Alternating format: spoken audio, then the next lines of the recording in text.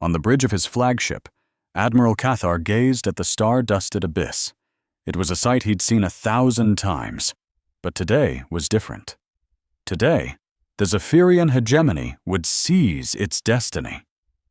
His communications officer swiveled in her chair, her blue skin a shade paler than usual. "Sir," she stammered, "another broadcast is coming through the ancient beacon network." Cathar clasped his powerful forearms behind his back. The Ancients, a civilization dead for millennia, leaving behind nothing but these ghostly warning buoys scattered across the void. Most races heeded them.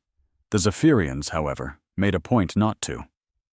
"On screen," he commanded, his voice rumbling with authority. The air crackled with static. A cold, synthetic voice filled the bridge, speaking in the ancient tongue every star-faring species was taught. "Warning.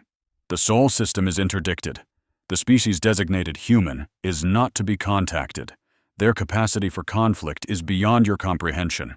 This is a final directive. Turn back." A nervous murmur rippled through the bridge crew. But for Cathar, the warning only stoked the fire in his gut. His people had conquered 12 star systems. They had crushed empires with technologies that would seem like magic to these so-called humans. Dr. Yolan, his wizened science advisor, stepped forward, her skin shimmering like aged silver. "Admiral, perhaps this is one warning we should heed. The Ancients didn't place these beacons for no reason." Cathar turned, his piercing yellow eyes blazing with raw ambition. "The Ancients are dead, Doctor. Fossils. We are alive. We are powerful. And we take what we want." "But sir, we know nothing about these humans. For the Ancients to name a species, it's unprecedented in all our records." The Admiral strode to his command throne, a monstrous thing carved from the bones of a beast from their very first conquest. He settled into it, surveying his fleet through the panoramic view screen, 200 warships, hanging in the black like hungry predators. "Let me tell you what I know about humans, Doctor," Cathar began. "Our scouts have observed them for months. They're fragile. No natural armor, no claws, no venom sacs. Most can't even breathe on a world that isn't their own without a machine." He gestured, and a holographic display flickered to life, showing images of humans milling about their cities. They looked so soft. "Look at them," he scoffed. "They're smaller than us, weaker than us. Their technology is laughable. They still use chemical propellants for some of their ships, and they are constantly at war with each other." "Admiral," Dr. Yolan countered, studying the images, "appearances can be deceiving. On my homeworld, the deadliest creature was a tiny insect, capable of felling beasts 1,000 times its size." Cathar let out a booming laugh that echoed across the bridge. "We are not insects, Doctor. We are the Zephyrian hegemony. Our plasma cannons can slag moons. Our shields can repel a supernova. Our soldiers are clad in armor that makes them gods of war." He jabbed a finger at the hologram. "These things wear cloth. Their weapons fire tiny metal slugs. They're so pathetic," he continued, "that they perish if they miss a few meals." The communications officer raised a hand tentatively. "Admiral, there's more to the message." "Play it," he sighed, bored. The synthetic voice returned. "Humanity was forged in the crucible of a death world. They have faced extinction-level events that would have annihilated any other known species and survived. They do not surrender. They do not falter.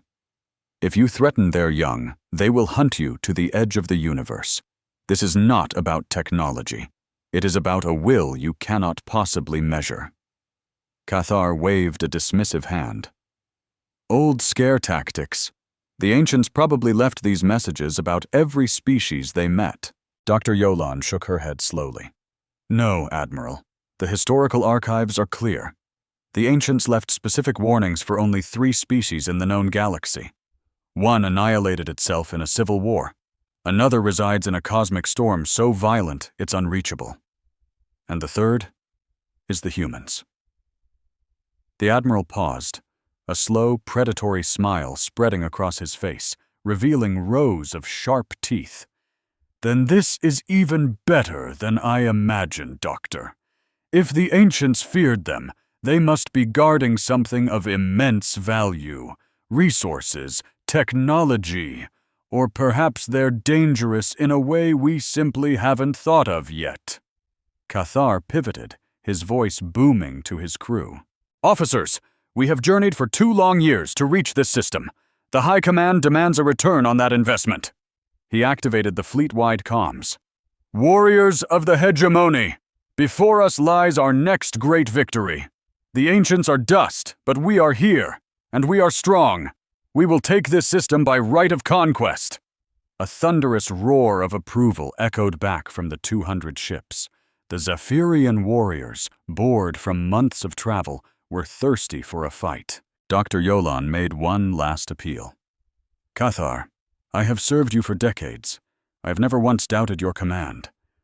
But this feels wrong. What if thousands of years of isolation has made them ready for a day like today? The Admiral's expression softened, almost imperceptibly. The old doctor had been his mentor since he was a brash young officer. Yolan, if they were truly a threat, they would have expanded beyond their own star by now. Instead, they squabble amongst themselves on their little blue marble. They are precisely what they appear to be, a fractured, primitive race ripe for the taking. He pressed a single button on his throne. The entire fleet began its inexorable advance toward the Sol system. Besides, he added, we've monitored their broadcasts. They argue about the most insignificant things. They can't even agree on how to govern their own planet. How could they possibly unite against us? As the Zephyrian armada sliced through the void, Admiral Cathar was certain of his victory. The old warnings had been wrong before, and the hegemony had always triumphed. This time would be no different. But at her station, Dr. Yolan's hands trembled. She trusted the Admiral, but the specificity of that ancient warning echoed in her mind. She brought up the long-range sensor feed, scanning the human system. At first, it was just as their scouts had reported. A few space stations, scattered mining vessels, ships lazily moving between planets. Then her blood ran cold. The human ships weren't fleeing. They were turning, they were forming up. Admiral, she called out, her voice tight. The humans? They aren't running. It looks like they're mounting a response. Cathar just laughed. Let them come, Doctor. Let's give them a proper demonstration of Zephyrian might. The fleet pressed on, a monument to its own arrogance, completely unaware that humanity had been tracking their approach for weeks. They had no idea that every transmission, every maneuver, had been logged and analyzed. As he plunged deeper into human territory, Admiral Cathar pictured his victory parade. He would be Cathar the Great, conqueror of Earth. He never imagined he was about to become a footnote in a history textbook. Inside the Luna Base Command Center, the only sound was the gentle hum of life support. Admiral Sarah Chen watched the Zephyrian fleet appear on the main view screen, their icons blinking red like a virus. They were right on schedule. Admiral, we have an incoming hail from the lead alien vessel, Lieutenant Williams reported, his voice calm despite the universe-altering event unfolding before them. Patch them through, Lieutenant. The screen shimmered, replaced by the image of Admiral Cathar. Chen had memorized the Zephyrian intelligence reports. Tall, blue skin, powerful forearms, and yellow eyes that screamed with the confidence of a predator that had never known fear. I am Admiral Cathar of the Zephyrian hegemony. The alien's voice boomed in slightly accented English. I address the leaders of the human race. Surrender your worlds and your people. You have 1 hour to comply. Chen rose from her chair. She was a small woman, with streaks of gray in her hair and the kind of tired eyes that had seen 30 years of service and 3 separate wars. She looked straight into the camera. I'm Admiral Sarah Chen of the Earth Defense Force. We appreciate the introduction, Admiral, but on behalf of humanity, we must respectfully decline your offer. Cathar's forearms flexed with impatience. Human, you fail to grasp the situation. This is not a negotiation. We have 200 warships. Your resistance is futile. A faint, knowing smile touched Chen's lips. Admiral, I think you're the one who misunderstands. We have no intention of resisting you. The Zephyrian Admiral's harsh laugh grated through the speakers. Then you are wiser than I thought. What then? Chen's smile vanished. We're planning to dismantle you. Your biggest warships carry weapons that would barely tickle our shields, the alien admiral sneered. So before we waste any more time, let's see this demonstration of yours. Admiral Chen gave a calm nod to her lieutenant. Williams, please bring up target Alpha 7. The main view screen split in two. One side showed the alien admiral, Kathvar, looking smug. The other showed a massive asteroid, the size of a mountain, tumbling silently in the blackness of space. This asteroid is about 50,000 kilometers from your flagship, Chen explained, her voice steady. Now, watch closely. Kathvar actually chuckled. What are you going to do, human? Throw rocks at us? Our shields have deflected far bigger things than that. Chen simply tapped a button on her command chair. Fire. For a split second, nothing happened. Then the darkness of space erupted in a flash of impossible, blinding light. When it faded, the asteroid was just gone. It wasn't shattered into pieces. It was completely vaporized. Nothing but empty space remained. The bridge of Chen's ship was dead silent. Even her own crew hadn't expected such absolute annihilation. On the view screen, Kathvar's face had turned a sickly, pale blue. That was one of our smaller defense platforms, Chen said, her voice betraying no emotion. We've been tracking your fleet since you entered our system 2 weeks ago. Did you honestly believe 200 warships could just sneak in unnoticed? Kathvar's voice, when he finally found it, had lost all its swagger. That's impossible. Our sensors swept this entire region. There were no weapons platforms here. Admiral Chen leaned forward slightly. Admiral, humans have been fighting wars for thousands of years. We learned a very long time ago that the most effective weapons are the ones your enemy can't see. She walked closer to the camera.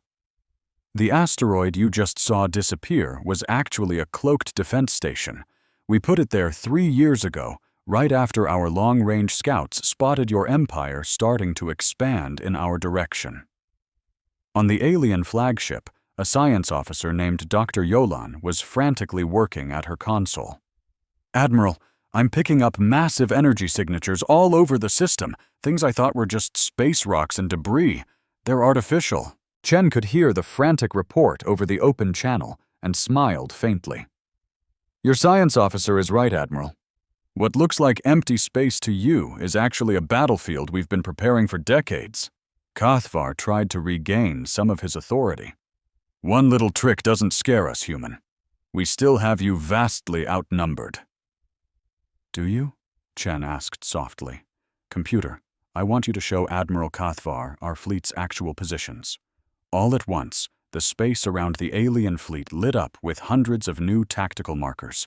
Dozens and dozens of human ships materialized on their sensors, emerging from behind moons, rising from the atmospheres of gas giants, and even powering up from within the sun's fiery corona. They had been hiding everywhere, perfectly concealed, all throughout the system. As you can see, Admiral, you're completely surrounded, Chen stated plainly. Our ships have been locked into these positions for days, just waiting for you. Every single one of your vessels is currently targeted by multiple weapon systems. Dr. Yolan's voice was now filled with pure panic. Admiral, confirmed. We're being painted by targeting lasers from 17 different directions. They've been tracking our every move since we arrived. Kathvar could only stare at his tactical display, his arrogance finally shattered by disbelief. How? How did you hide an entire fleet? Our sensors are the best in the galaxy. Chen sat back down in her command chair. Admiral, let me tell you something about my species. We are exceptionally good at 3 things: hiding, fighting, and dying for what we believe in. Your people conquer through overwhelming technology and numbers. We survive with cunning and sheer willpower." She gestured toward the screen. "Every person on every one of those ships volunteered for this mission.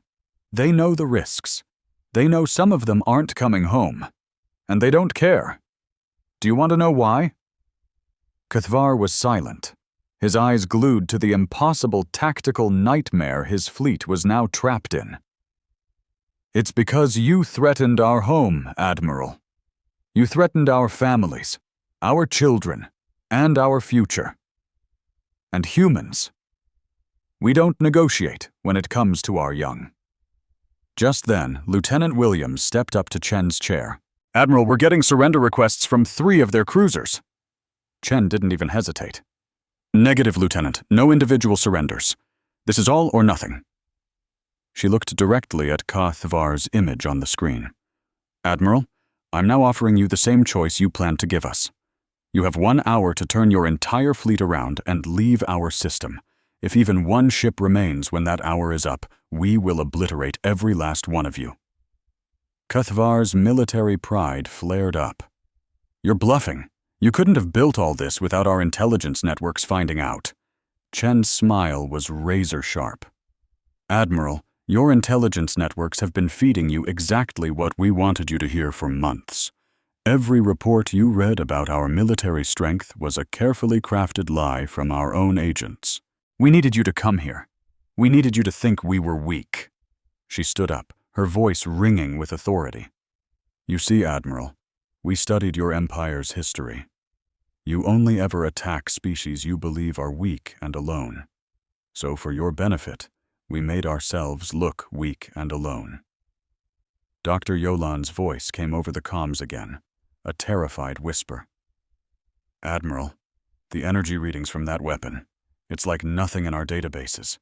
The power output was comparable to a small star going nova." Chen nodded in confirmation. "Your science officer is very smart. We humans have been fascinated with stellar physics for a very, very long time, Admiral. We figured out how to harness the power of a sun decades ago. The only question now is, are you ready to find out what it's like to have that power pointed at you?" Cathvar looked at the tactical map one last time. His mighty invasion fleet, which had seemed invincible just an hour ago, was now caught in a perfect trap. He was utterly and completely beaten. "What do you want?" he asked, his voice heavy with defeat. "We want you to leave," Chen said simply. "Go back to your empire. Tell them what you found here. We want the entire galaxy to know that Earth is not to be touched." She paused, letting her words sink in. "But most importantly, Admiral, we want you to understand that today, we showed you mercy. We could have wiped out your fleet the second you arrived. We chose to give you a chance to walk away." Cathvar was silent for a long moment. When he finally spoke, all the arrogance was gone, replaced by a grudging respect. "Admiral Chen, if we withdraw, how do we know you won't just attack us as we leave?" Chen's expression softened just a little. "Because we aren't conquerors, Admiral. We're defenders. We don't want your territory or your resources. We just want to be left in peace." She stepped closer to the camera one last time. "But make no mistake. If any ship from your empire ever threatens our space again, we will not be this generous. There will be no warnings. There will be no second chances. There will only be annihilation." The communication link snapped shut. On the bridge, Admiral Chen turned to her officer. "Lieutenant, broadcast a message to the entire fleet. Hold positions. Do not fire unless fired upon." As she watched the alien armada slowly, cautiously begin to turn and retreat from Earth, Chen allowed herself the smallest of smiles. The trap had worked, but she knew this was just the beginning. The story of what happened here would ripple across the galaxy. For some, it would be a warning. For others, a challenge.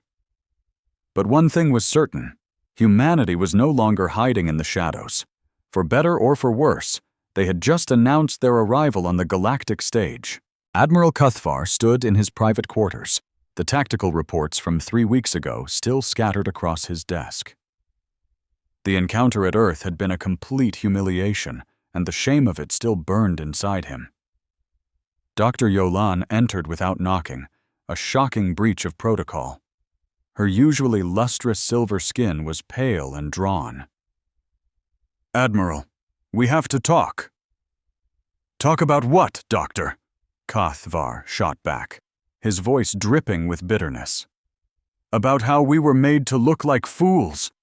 About how our intelligence was worthless.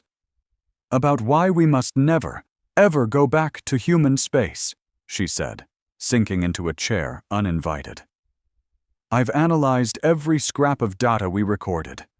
Admiral, we are lucky to be alive." Cathvar turned to face her, his anger flaring. "They were bluffing, Doctor. No species could hide that many assets without someone noticing." Dr. Yolan projected a holographic display into the air between them. It showed the perfect geometric formation of the human fleet. "Admiral, look at this. Their positioning wasn't random. It was mathematically perfect. They knew exactly where we would be, down to the kilometer." She highlighted several clusters of ships. "This isn't just good planning. This is the result of decades of preparation. They've been waiting for someone like us for a very, very long time." Cathvar stared at the images, his military mind forced to admit the truth. Even he could see the flawless tactical genius in their deployment. "So they're good strategists. That doesn't make them gods." "Admiral, that weapon that destroyed the asteroid, it unleashed more energy than our entire fleet could generate in a year. And they called it one of their smaller platforms," Dr. Yolan said, her voice quiet but firm. "I've run the physics 17 times. The power source required for such a weapon is simply beyond anything our science can comprehend." The Admiral walked to the large viewport, looking out at the ships of his command. Many of them still bore the scars from their hasty retreat, damaged when they foolishly tried to test the human defenses on their way out. "Doctor, are you seriously suggesting we tuck tail and run from this little sector of space just because one primitive species has better toys than we expected?" Dr. Yalen rose from her console and met him at the massive viewing port. "Admiral, I'm suggesting we finally heed the ancient warnings. The humans aren't just another species on a checklist for conquest. They're something else." She brought up another screen, filled with intercepted human broadcasts. "I've been breaking down their communications, their culture. Admiral, these beings have been fighting wars non-stop for their entire history. Not just squabbles between tribes, but planet-wide conflicts that pushed them to the brink of total annihilation." Cathvar's brow furrowed. "Plenty of species have a violent past." "Not like this," Dr. Yalen insisted. "Most races fight until a clear winner emerges or the resources dry up. Humans fight until every last enemy soldier is gone or the threat is wiped from existence. They have a terrifying philosophy they call total war, where civilian populations are considered legitimate military targets." She projected images pulled from human archives, cities ground to dust, continents scorched black, and weapons that could sterilize an entire world. "Admiral, they invented weapons capable of shattering their own planet, and then they built thousands of them. For decades, they held these planet killers to their own heads, ready to commit collective suicide rather than let an enemy claim victory." A knot of dread tightened in Cathvar's gut as he stared at the images. "This is ancient history, Doctor. Primitive conflicts." "No, Admiral. Those arsenals are still active. The humans maintain enough firepower to destroy their world dozens of times over. They call it mutually assured destruction. They've become so comfortable with the idea of their own extinction that they've turned it into a strategy for keeping the peace." Dr. Yalen pulled up another set of files. "I've also analyzed their military training doctrines. Admiral, a human soldier is taught that surrender is only an option to save non-combatants.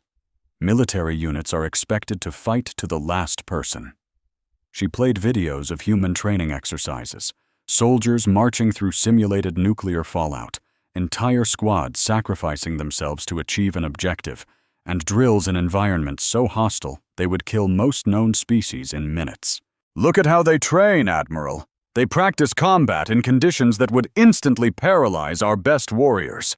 Blistering heat, corrosive atmospheres, radiation levels that would be fatal to us. And for them, this is just a normal Tuesday." Keithvar was silent for a long time. "Doctor, you're describing a race of absolute lunatics." "No, Admiral. I'm describing a species that was born on a planet that actively tried to kill them. They nicknamed their home a death world, and they weren't being dramatic." Dr. Yelan displayed the geological history of their planet, Earth. Their world has endured one mass extinction event after another.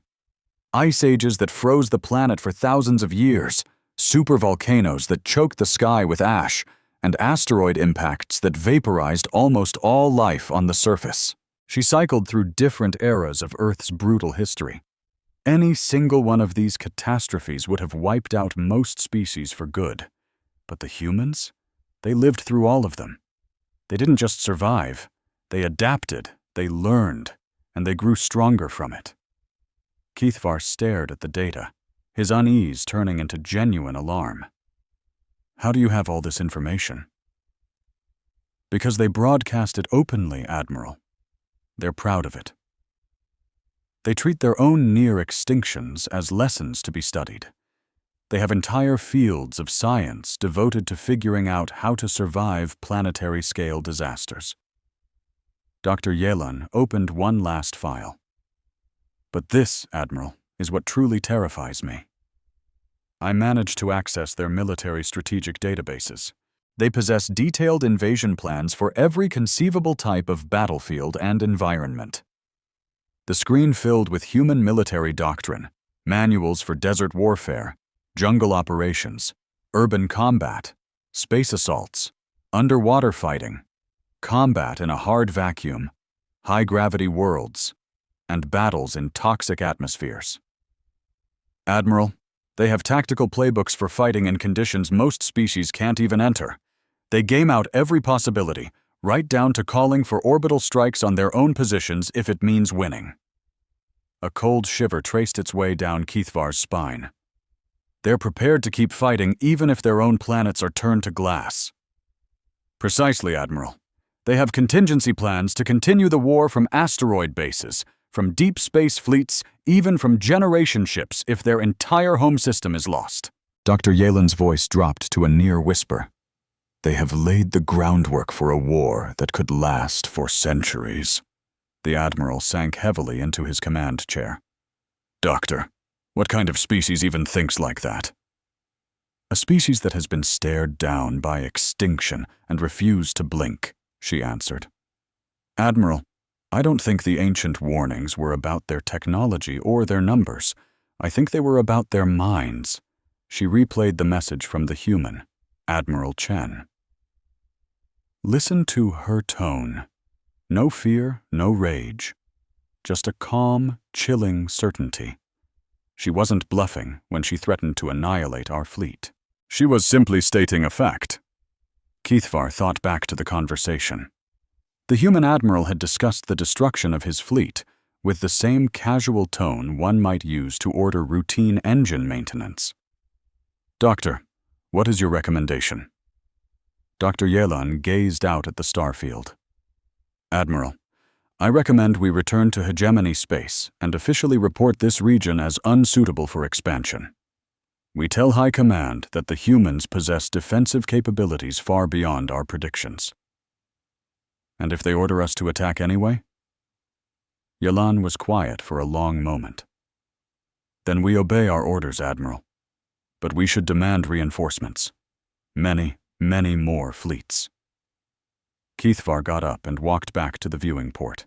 In the blackness, he could just make out the faint border of human-controlled space. It looked so peaceful, so empty and harmless. "Doctor, how many ships do you estimate we would need to successfully invade their territory?" Dr. Yelan ran a quick simulation on her datapad. "Based on what we've seen, Admiral, My conservative estimate would be at least 10 times our current fleet size, and probably more. 10 times? Keithvar couldn't hide the shock in his voice. That would be half of the entire hegemony navy. Yes, Admiral.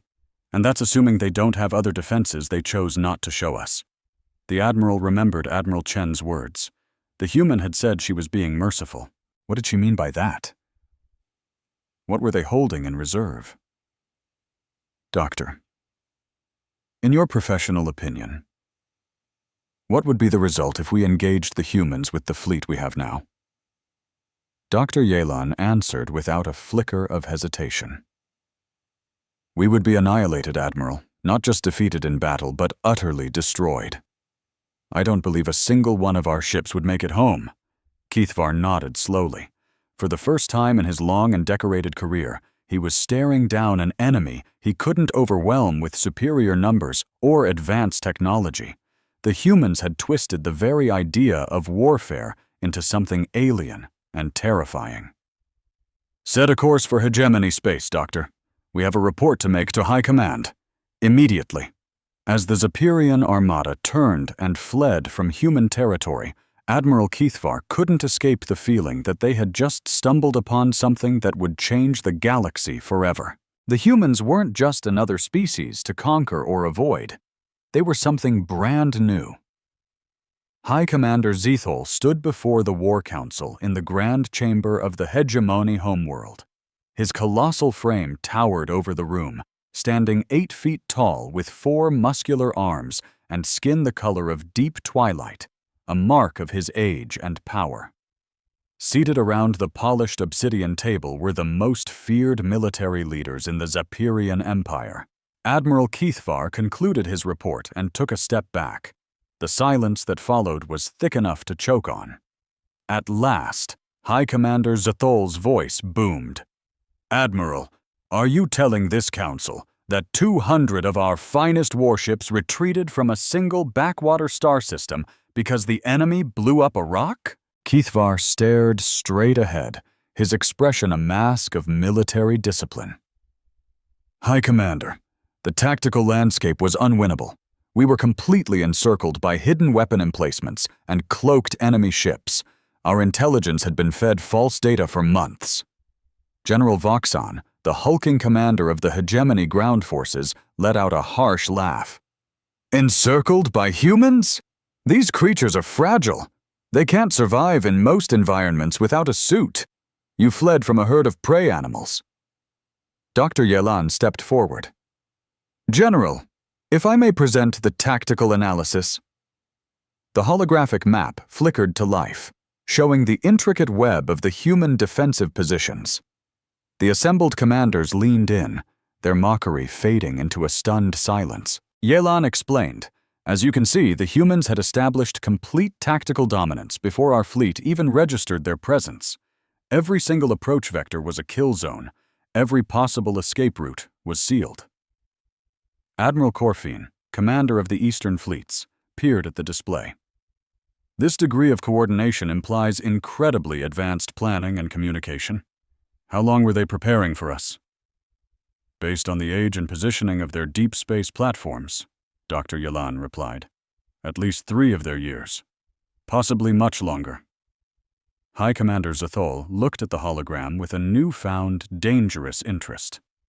Show me the weapon they used on the asteroid. Dr. Yelan brought up the recording.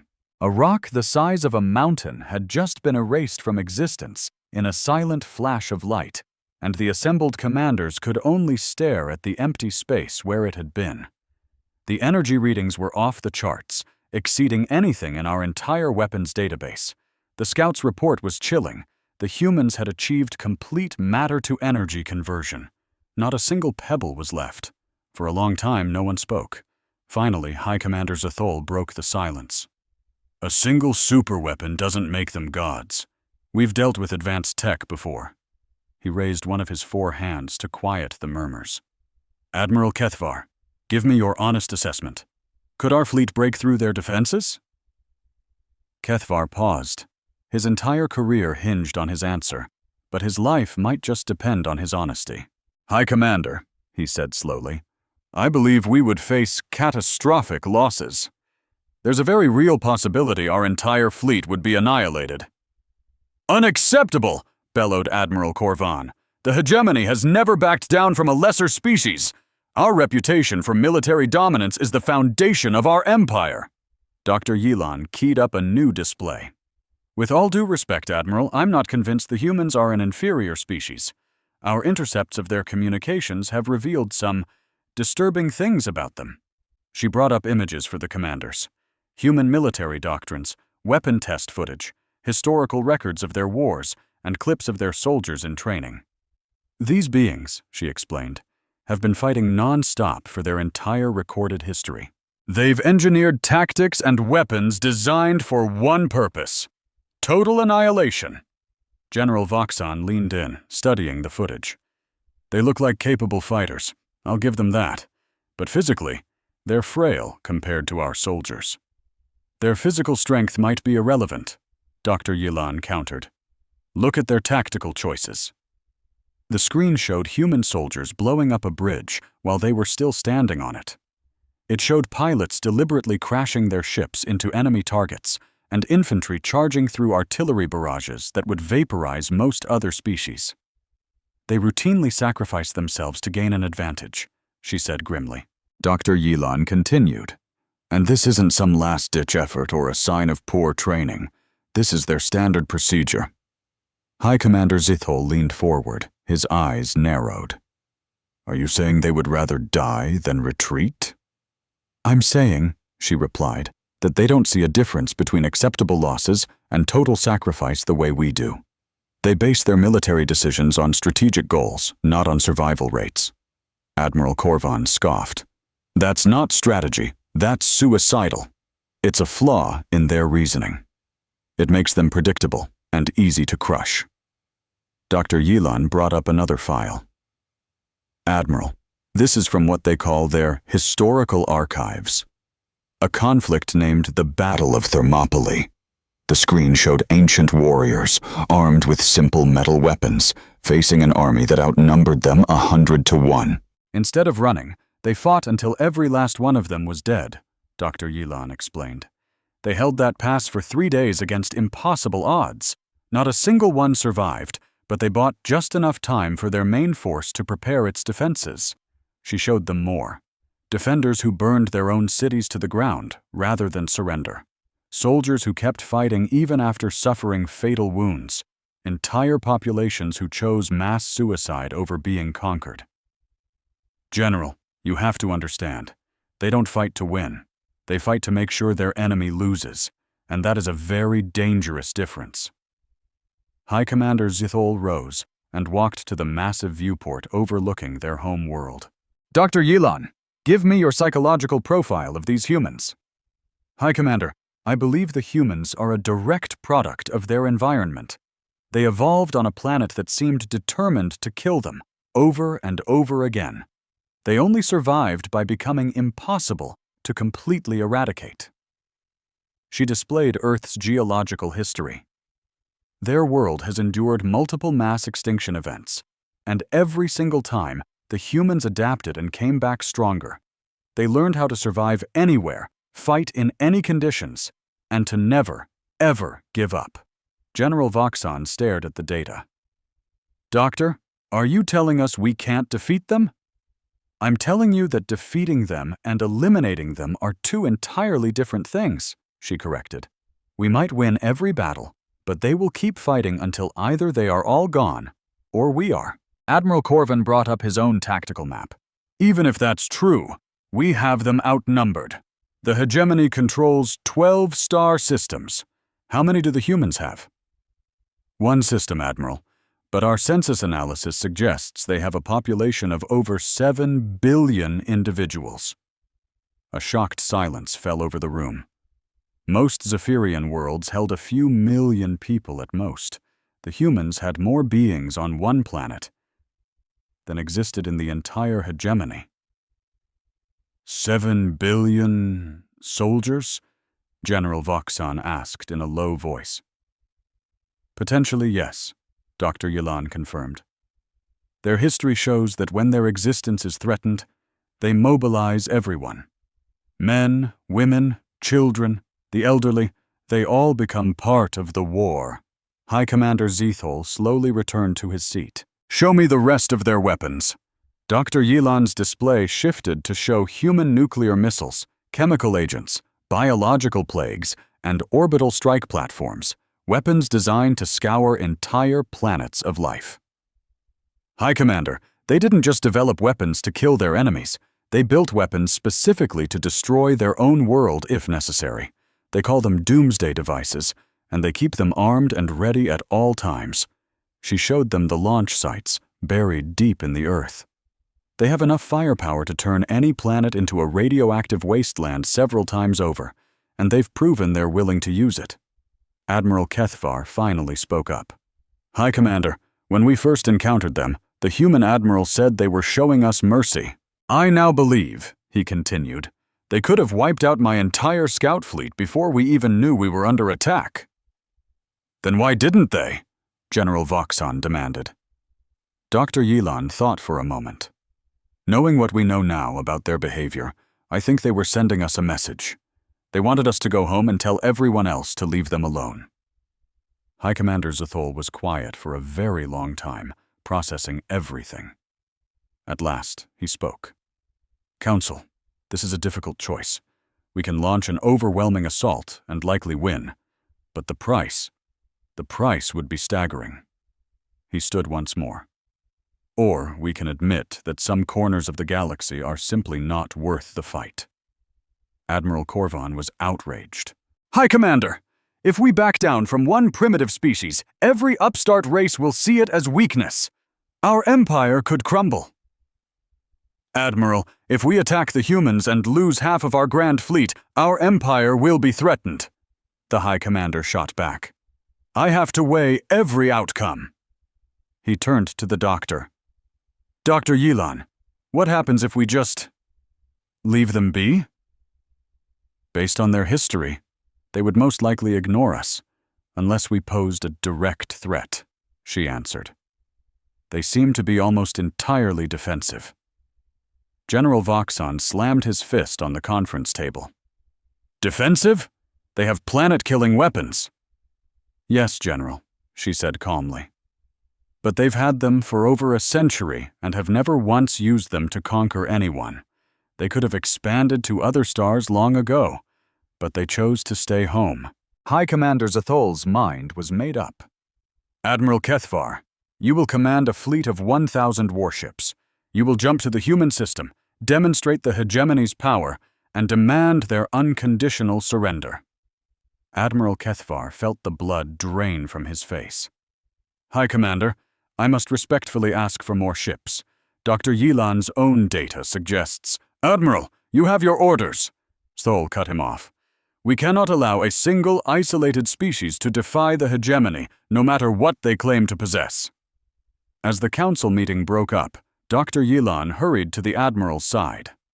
Admiral, I'll send you every bit of tactical data we have, but I have to tell you, I don't think 1,000 ships is going to be enough. Kethvar stared out at the starfield where his destiny was waiting. Doctor, he said grimly, I don't think 10,000 ships would be enough. But an order is an order. 2 weeks later, the largest fleet in hegemony history set a course for human space. It carried over 1 million Zephyrian warriors, and many of them suspected they were flying to their own graves. In the main command center deep beneath Luna Base, Admiral Sarah Chen watched the holographic displays. The Zephyrian armada was a terrifying sight. 1,000 ships, flying in a flawless attack formation, closing in on Earth.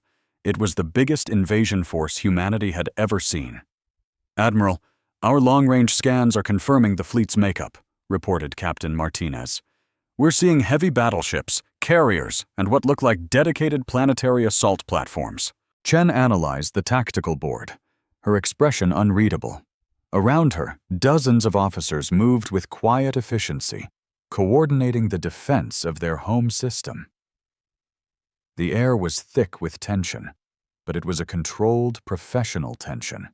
Every person in that room knew they were the last line of defense against total extinction. Captain, Chen ordered, her voice calm and clear. Activate Protocol 7. Martinez froze for a split second. Ma'am, are you sure? Protocol 7 has never been tested under live fire conditions. Captain, we are facing the end of everything, Chen replied, her voice like steel, though her eyes betrayed the immense gravity of her command. This is precisely what Protocol 7 was designed for. Throughout the solar system, sleeping giants began to wake. Hidden installations, disguised for centuries as asteroids and orbital debris, shed their camouflage to reveal massive weapon arrays. And deep inside barren moons, automated factories that had lain dormant for generations roared to life, beginning to manufacture an entirely new fleet of warships at an impossible speed. On Mars, deep inside a buried command post, General Thompson got the order. All units, this is the real deal. I repeat, this is the real deal. Protocol 7 is a go. All across the red planet, the ground began to shift. What looked like simple mining sites were actually weapon emplacements. Giant railguns rose from under the Martian ice caps. Launch doors slid open, unveiling missiles built for a war between worlds. Out in the asteroid belt, mining station Gamma 7 dropped its disguise. It had never been a mining station at all. It was a weapons factory, churning out antimatter warheads and kinetic slugs. The people who had pretended to be miners for years showed their true colors as military engineers and weapons experts. From the bridge of his flagship, Admiral Kethvar watched it all unfold, with a cold knot of dread in his stomach. Dr. Yolan was working frantically at her sensor station, trying to make sense of the chaos. "Admiral," she reported, her voice strained. "Energy readings all over the human system are surging off the charts. Places we flagged as civilian outposts are lighting up with military-grade power signatures." Kethvar stared at the tactical map. The humans had somehow concealed an entire military network right under their noses. Every planet, every moon, every rock big enough to stand on was bristling with weapons. "How is this possible?" he demanded. "Our intelligence said this was a peaceful system, focused on trade." Yolan brought up their intel files. "Admiral, I think every single report we got on human strength was a deliberate lie. They've been getting ready for this invasion for years." Down on Earth, President Williams spoke to the entire world from an emergency bunker. "Citizens of Earth, we are being invaded by an alien empire that wants to make us their slaves. But we're not the same people who struggled to get to space just decades ago. We are ready." All over the planet, military bases hidden for generations came to life. Orbital defense platforms shot up from the ocean floor. Entire mountain ranges split open to reveal massive weapon arrays. Cities transformed in minutes, their peaceful skylines peeling back to reveal hardened defensive shields and gun positions. The Zephyrian fleet kept moving forward, but Admiral Kethvar could feel his tactical advantage slipping away with every passing second. The humans weren't just defending their home, they were turning it into a death trap. "Admiral, we have an incoming call from the human admiral," his comms officer announced. Admiral Chen's face appeared on the main view screen.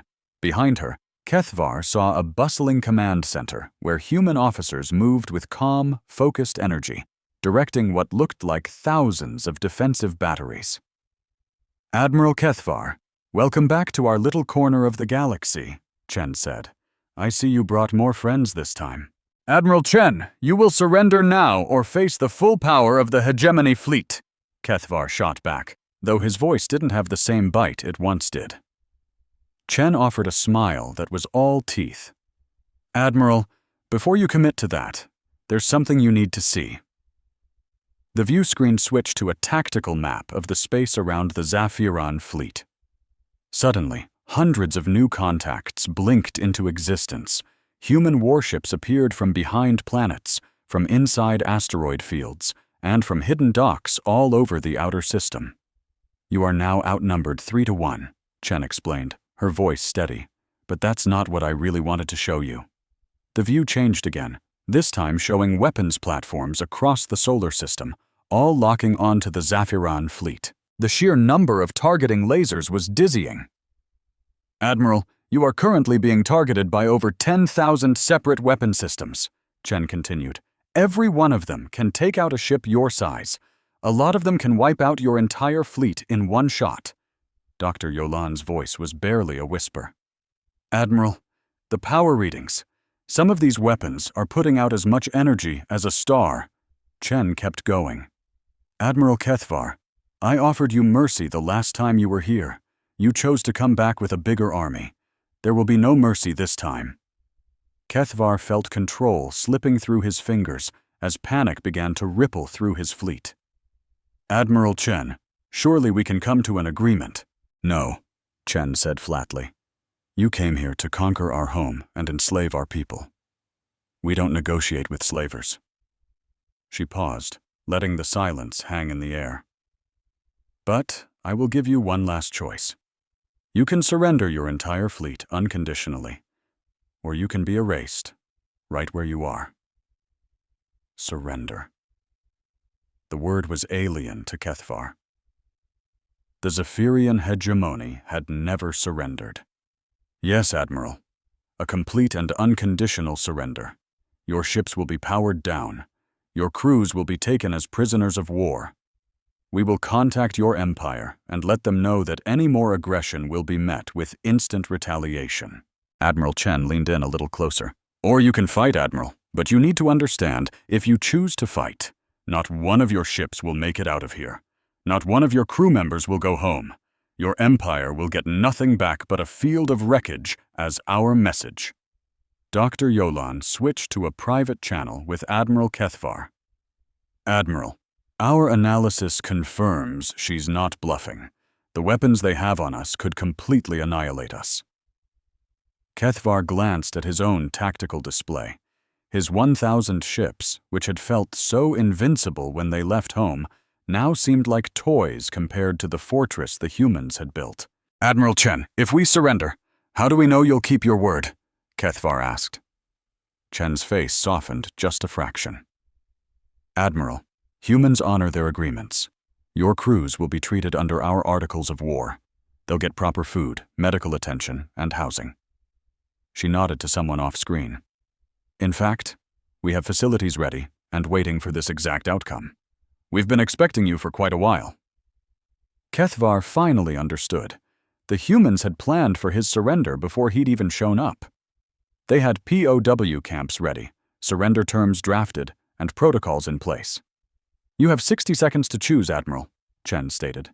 "Surrender or die. Those are your only two options." Across the Zephyrian fleet, commanders waited for their admiral's command.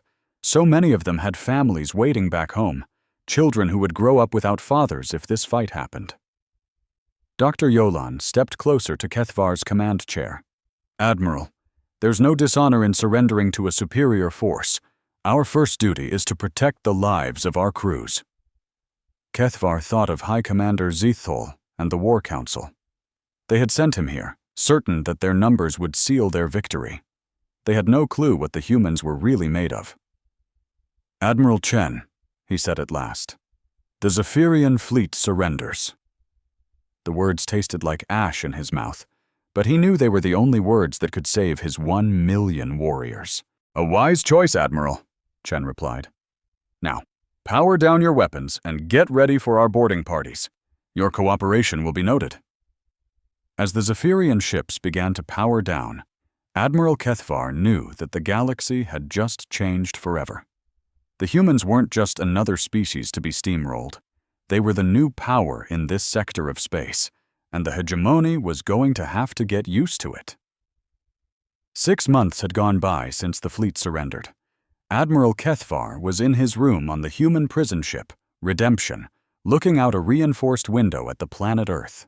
The blue and green marble looked so peaceful from orbit, giving no hint of the fortress it truly was.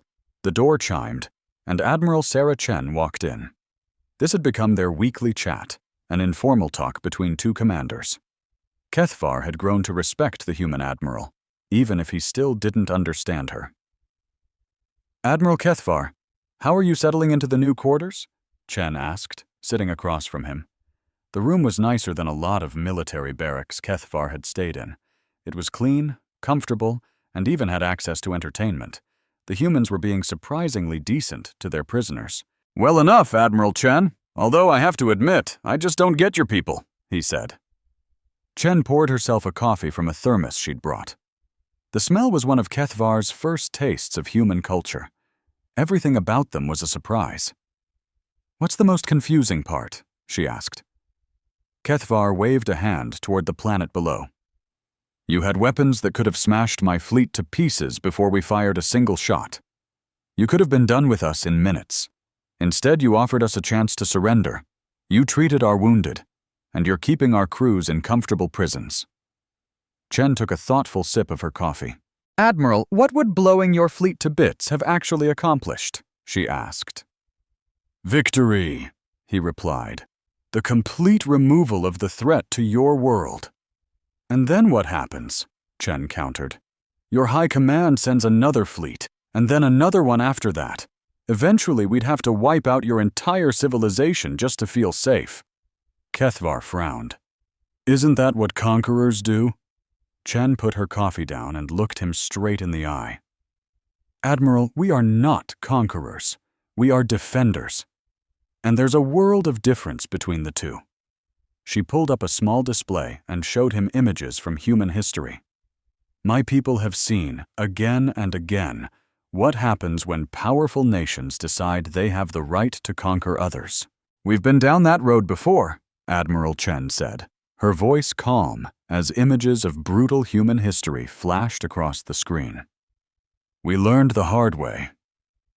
The alien Admiral Cathar watched scenes of empires crumbling, cities burning, and countless lives sacrificed for the ambitions of men who thought power was everything. "Conquest just plants the seeds for future wars," Chen explained. "Every world you take over raises a generation of children dreaming of revenge. Every species you chain up will, sooner or later, break free." Cathar stared at the violent history. "But you crushed us. You could own this entire sector of space if you wanted to." A small, genuine laugh escaped Chen, a sound Cathar was starting to find strangely comforting. "Admiral, believe me, we have absolutely no interest in ruling anyone else. We have enough headaches just governing ourselves." She switched the display to more recent images, sprawling human colonies, intricate space stations, and deep space research outposts. "We're explorers, Admiral, not conquerors. We want to understand the universe, not own it. Trying to rule other species would just get in the way of that." Cathar was confused. "Then why build such a terrifying fleet? Why arm yourselves for a war you never intended to start?" Chen's friendly expression faded, replaced by a quiet seriousness. "Because sometimes, Admiral, the only way to keep the peace is to be strong enough to win any war. We built those weapons to protect our home, not to threaten yours." She rose and walked over to the massive viewport overlooking Earth. "Do you know what we found when our long-range sensors first picked up your empire's expansion?" Cathar could only shake his head. "We dug into your history. We saw your methods, how you treated the species you conquered." A hint of sorrow entered Chen's voice. "We saw you enslave entire civilizations, strip planets bare of their resources, and wipe out cultures that had thrived for millennia." She turned to look him straight in the eye. "Admiral, we simply couldn't let that happen to us, so we got ready." Cathar was silent for a long moment, the weight of his empire's actions settling on him. "Admiral Chen, what happens now? To my crews? To my empire?" Chen walked back to her chair. "Your crews will be detained here until we can hammer out a formal peace treaty with your high command. I assure you, they'll be treated with dignity, given meaningful work, and will be able to contact their families." She paused for effect. "As for your empire, well, that really depends on how your leaders respond to our proposal." Cathar leaned in, intrigued. "What proposal?" Chen keyed up another display, this one showing a legal document. "A simple non-aggression pact. Your empire agrees to stay out of our territory, and we agree to stay out of yours. No more invasions, no more conquest. And if our high command says no, Chen's face hardened, then we will be forced to take, let's just say, more permanent defensive measures. Cathar scanned the terms of the treaty. They were shockingly fair, especially coming from a civilization that had just demonstrated such overwhelming military power. You'd actually honor this? You wouldn't try to push into our space? Admiral, we don't want a single inch of your territory, Chen said, her tone firm. But we will defend what's ours with everything we have.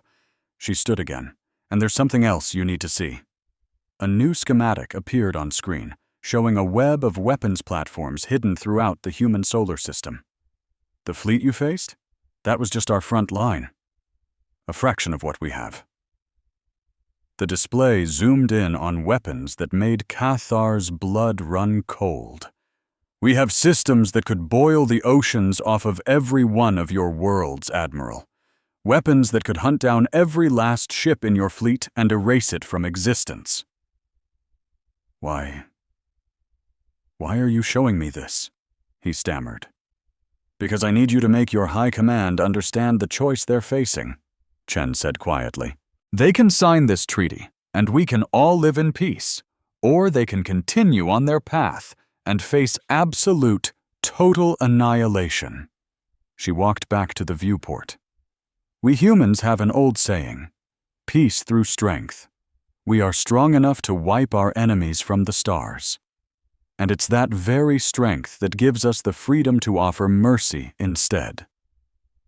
Cathar slowly rose and joined her by the window. Admiral Chen, may I ask a personal question? Of course. Do you honestly believe your species is better than mine? Chen thought for a moment. Admiral, I believe every species has its gifts. Your people are brilliant engineers and incredibly disciplined soldiers. What you've built is impressive. She paused. But your culture is built on a fatal flaw. You believe power gives you the right to dominate others. Sooner or later, that belief will be your undoing. And humans are free of this flaw? A sad smile touched Chen's lips. Oh, not at all.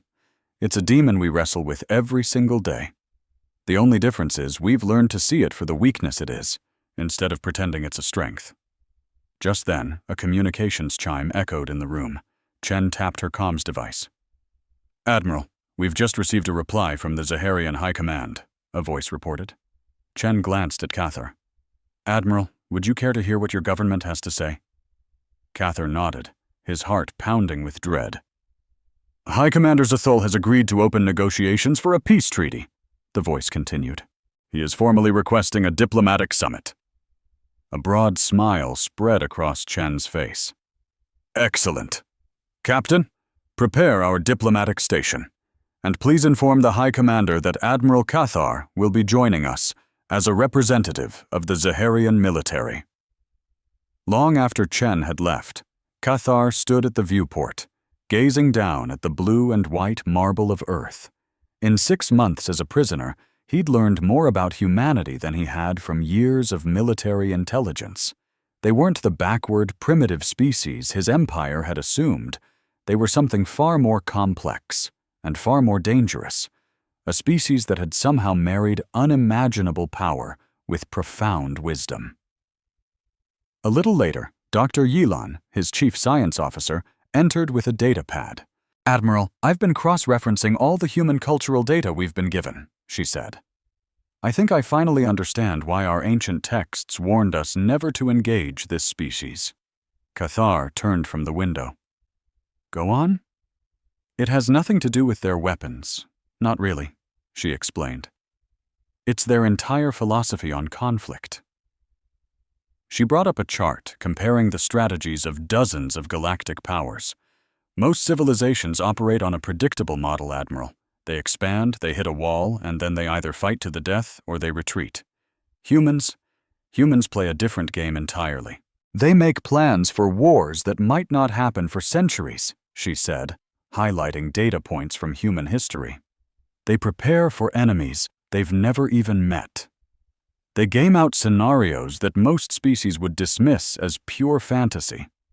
They have spent thousands of years studying the art of war, not just how to win, but when to fight, when to talk, and when to offer an enemy a helping hand. You're saying that makes them more dangerous than a simple conqueror? Admiral, she said grimly, I'm saying that makes them impossible to beat with brute force. You can fight an aggressor. You can even destroy them. But how do you defeat a species that combines overwhelming power with strategic patience? That's a new move. No one in the galaxy knows how to counter that. Cathar thought back to his conversations with Chen. She was the living embodiment of what Dr. Yilan was describing. Doctor, what do you think will happen in these negotiations? Dr. Yolan looked down for a moment. Admiral, I believe the humans are going to offer us something our empire has never known. A chance to be better. A chance to evolve past our obsession with conquest. 2 weeks later, Admiral Cathar stood proudly beside Admiral Chen as they watched High Commander Zithol's flagship dock with the human diplomatic station. The peace talks were about to start, and the destiny of 2 civilizations was on the line. As the Zaharian leader walked down the ramp, Cathar had a profound realization. Everything his people thought they knew about power was wrong. The humans had taught him the ultimate lesson. True strength isn't found in the power to crush your enemies, but in the wisdom to turn them into friends. The galaxy was about to change forever.